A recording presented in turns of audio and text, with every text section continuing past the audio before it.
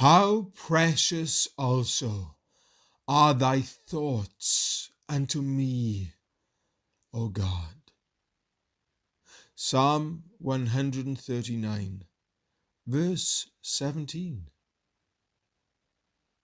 Divine omniscience affords no comfort to the ungodly mind, but to the child of God it overflows with consolation.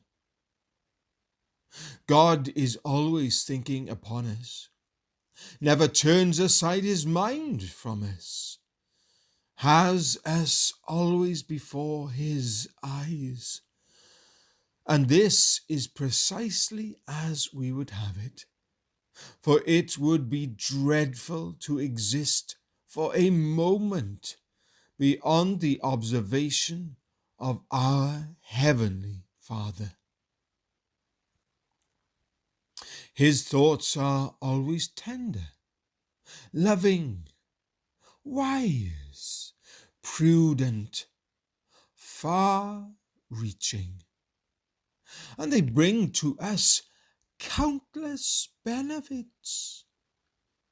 Hence it is a choice delight to remember them.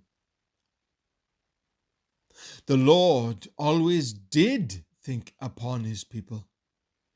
Hence their election and the covenant of grace by which their salvation is secured.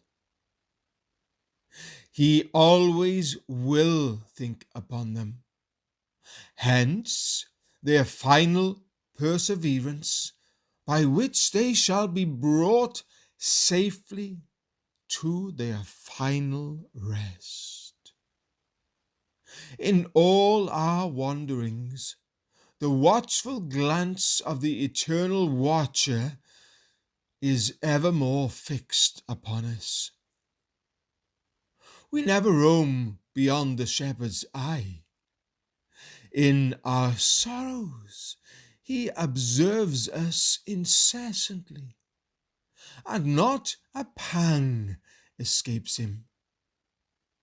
In our toils, he marks all our weariness, and writes in his book all the struggles of his faithful ones. These thoughts of the Lord encompass all our paths and penetrate the innermost region of our being. Not a nerve or tissue, valve or vessel of our bodily organization is uncared for. All the littles of our little world are thought upon by the great God. Dear reader, is this precious to you? Then hold to it. Never be led astray by those philosophic fools who preach an impersonal God and talk of self-existent, self-governing matter. The Lord liveth and thinketh upon us. This is a truth far too precious for us to be lightly robbed of it. The notice of a nobleman is valued so highly that he who has it counts his fortune made.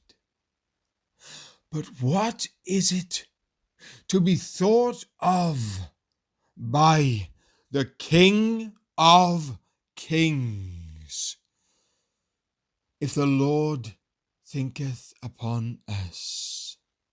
All is well, and we may rejoice evermore.